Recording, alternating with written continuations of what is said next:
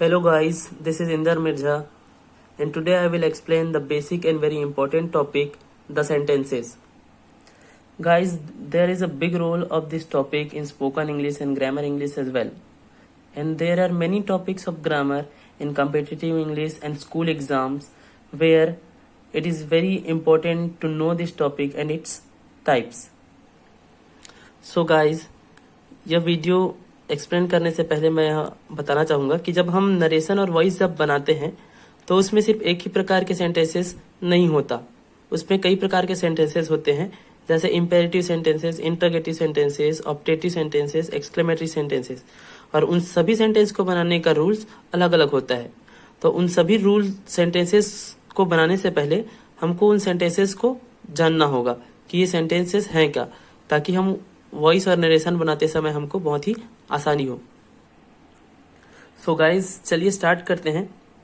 तो सेंटेंस में सबसे पहले इसका डेफिनेशन हमें मालूम होना चाहिए। तो इसका डेफिनेशन है, sentence is a group of words that makes a meaningful thought और सेंस।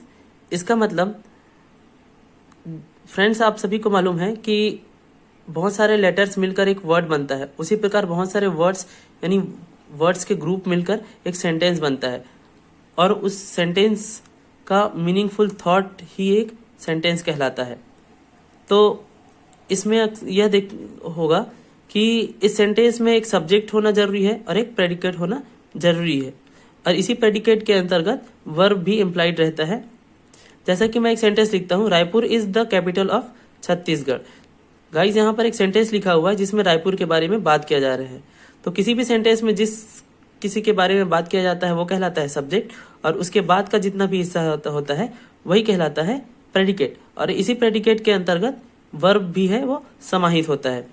तो सेंटेंस मॉडर्न इंग्लिश में देखा जाए तो मॉडर्न इंग्लिश में कुछ ऐसे सिंगल वर्ड्स भी हैं जिनको हम पूरा सेंटेंस कह सकते हैं। जैसे आप देख सकते हैं 3-4 वर्ड्स लिखे हुए हैं, कम, गो, यस, नो।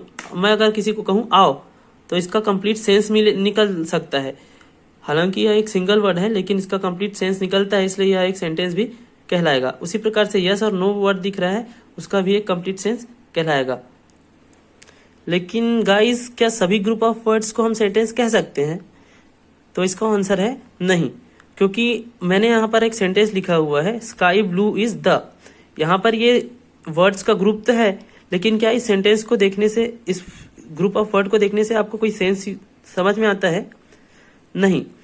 लेकिन जब इसको मैं रीअरेंज करूं और लिखूं द स्काई इज ब्लू, तो इससे आपको समझ में आ जाएगा कि जो स्काई है वो कैसा है, ब्लू है। तो इस प्रकार सेंटेंस का वह ग्रुप जिससे एक मीनिंगफुल थॉट निकले या सेंस निकले वही कहलाता है सेंटेंस। तो सेंटेंस के टाइप्स के बारे में बात करते हैं। गाइस, सेंटेंस के मुख्यतः 5 प्रकार होते हैं। असर्टिव सेंटेंसेस, जिसको डिक्लेरेटिव सेंटेंस भी कहा जाता है। सेकेंड होता है interrogative sentences, imperative sentences, exclamatory sentences and optative sentences. So guys, आइए स्टडी करते हैं फर्स्ट टाइप ऑफ सेंटेंसेस, जिसका नाम है असर्टिव या डिक्लेरेटिव सेंटेंस। इसको हिंदी में स्वीकारात्मक या तथ्यात्मक सेंटेंस भी बोला जाता है। फ्रेंड्स, इसका यूज होता है किसी भी व्यक्ति, वस्तु, स्थान के बारे में इंफॉर्मेशन देना, उसका फैक्ट बताना या ओपिनियन देना। असर्टिव सेंटेंसेस में निगेटिव या पॉजिटिव सेंटेंसेस आ सकते हैं। एग्जाम्पल्स के थ्रू देखा जाए तो India is a big country. तो फर्स्ट एग्जाम्पल में बताया जा रहा है कि इंडिया एक बिग कंट्री है, यहाँ पर इंडिया के बारे में इंफॉर्मेशन दिया जा रहा है। उसी प्रकार सेकंड सेंटेंस देखा जाए, the sandwich is very tasty. तो सैंडविच के बारे में बताया जा रहा है, इंफॉर्मेशन दिया जा रहा है कि सैंडविच कैसा है, टेस्टी है। उसी प्रकार थर्ड और फोर्थ सेंटेंस देखा जाए तो दोनों में भी कोई फैक्ट, ओपिनियन या इन्फॉर्मेशन दिया जाता है, इसलिए यह कहलाता है assertive sentences. Guys, assertive sentences में कोई एक्शन भी आ सकता है। सो हमारा सेकंड टाइप ऑफ सेंटेंस है इंटरोगेटिव सेंटेंसेस। इसके बारे में सभी आप में से बहुत से लोगों को मालूम होगा कि इंटरोगेटिव सेंटेंसेस का यूज होता है कोई क्वेश्चन पूछने के लिए। और गाइस, क्वेश्चन पूछा जाता है तो 2 प्रकार से क्वेश्चन पूछा जाता है। एक तो यस नो क्वेश्चन हो सकता है या वो WH क्वेश्चन हो सकता है। आइए एग्जाम्पल के थ्रू देखते हैं किस टाइप से होता है। गाइज, यह रहा इंटरोगेटिव सेंटेंसेस का एग्जाम्पल। यहाँ पर फर्स्ट सेंटेंस लिखा हुआ है, have you seen the movie, मतलब क्या आप मूवी देख चुके हैं। तो यहाँ पर ये इस टाइप का सेंटेंस है कि इसका हिंदी मीनिंग होता है क्या आप मूवी देख चुके हैं। तो इस टाइप के सेंटेंसेस का आंसर आप यस या नो में दे सकते हैं, इसलिए यह यस या नो क्वेश्चन कहलाता है। इस टाइप के क्वेश्चन में हमेशा हेल्पिंग वर्ब सब्जेक्ट सेंटेंस के सामने रहता है। उसी प्रकार दूसरा सेंटेंस देखें कि वेयर इज माई बुक, कि मेरा पुस्तक कहाँ है। अब यह सेकंड सेंटेंस देखने से पता चलता है कि इस टाइप के सेंटेंसेस अगर मैं पूछूं कि मेरा बुक कहाँ है, तो इसके लिए आप सिर्फ यस या नो में आंसर नहीं दे सकते, इसके लिए आपको पूरा डिटेल इन्फॉर्मेशन देना पड़ेगा। उसी प्रकार थर्ड को एग्जाम्पल देखा जाए, आर यू प्लेइंग, क्या आप खेल रहे हैं। तो इस टाइप के सेंटेंसेस ये भी एक यस नो कैटेगरी का क्वेश्चन है, क्या आप खेल रहे हैं। अगर मैं आपसे पूछूं तो आप हाँ या ना में उत्तर दे सकते हैं। उसी प्रकार फोर्थ सेंटेंस है हाउ आर यू, तो इसके लिए आपको पूरा डिटेल इन्फॉर्मेशन देना पड़ेगा। तो ये हुआ इंटरोगेटिव सेंटेंसेस। अब नेक्स्ट हमारा है इंपेरेटिव सेंटेंसेस। इंपेरेटिव सेंटेंसेस का हिंदी मतलब होता है आज्ञा सूचक या आदेश सूचक वाक्य। गाइस, इंपेरेटिव सेंटेंसेस के अंतर्गत उस टाइप के सेंटेंसेस आते हैं जिसमें किसी ऑर्डर का, रिक्वेस्ट का, एडवाइस का या फॉरबिड का सेंस आए। जैसे कि मैं यहाँ पर फर्स्ट सेंटेंस एग्जांपल लिखा हुआ है, कम हियर, मतलब यहाँ आओ।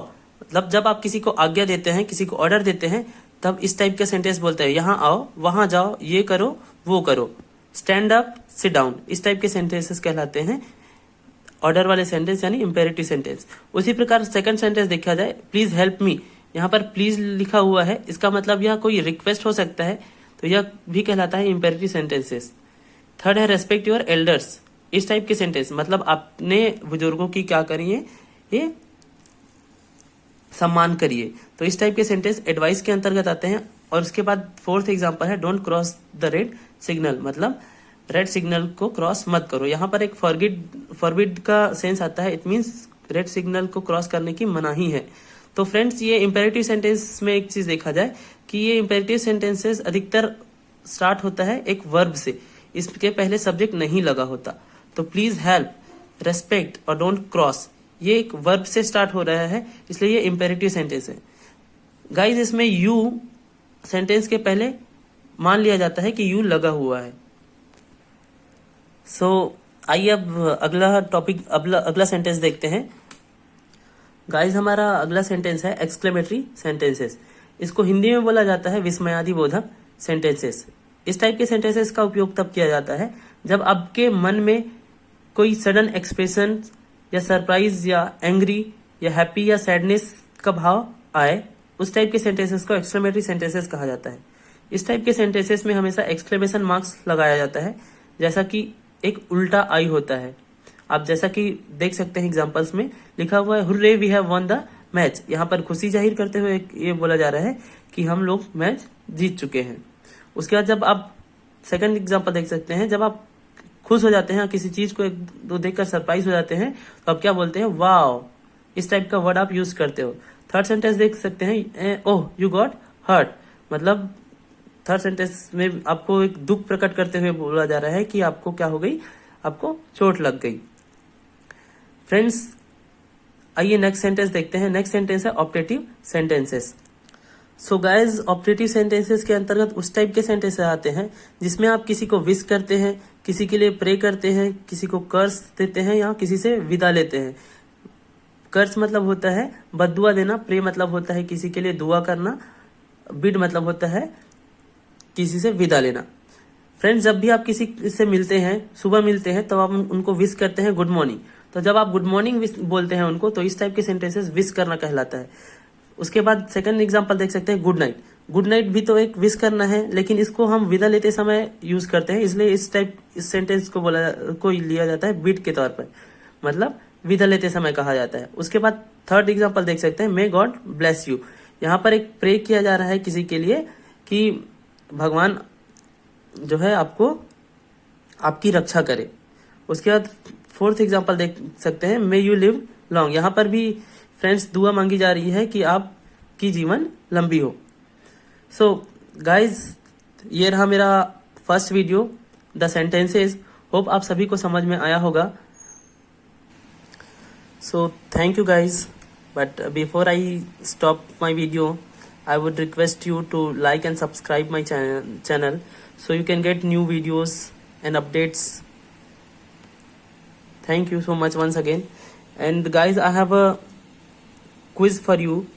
Please answer these questions so that I can understand that you all have understood the topic very well.